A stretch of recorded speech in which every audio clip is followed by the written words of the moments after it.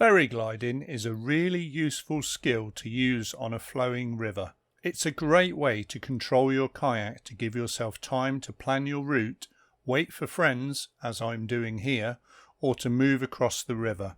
It works by facing your kayak upstream and paddling against the current to stop any downstream motion of the kayak. By changing the angle of your kayak, you can move left or right across the flow like this.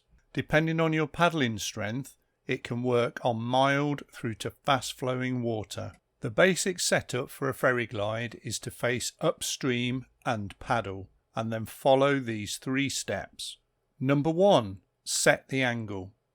You should angle the kayak left to go left and right to go right. Increasing the angle will adjust how quickly you move in that direction.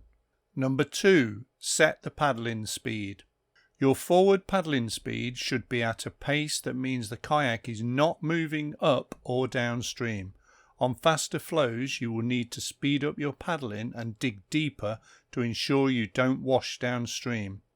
Number 3. Adjust the kayak lean. The upstream edge of your kayak will be against the river flow.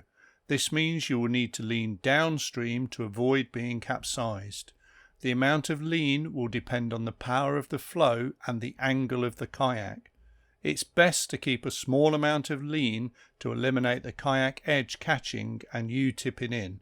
Ferry gliding does take some practice, so try it out and see how you get on.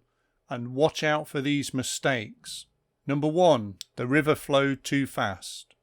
Your paddling strength will determine how effective your ferry glide will be. If the flow is too fast, you will be swept downstream, possibly backwards. A strong and efficient forward paddling stroke is needed to stop this. Number 2. No lean.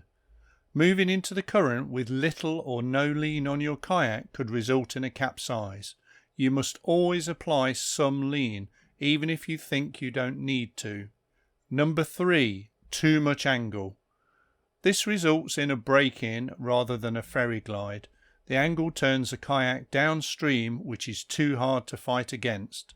Best to start with a small amount of angle and increase it to meet your needs.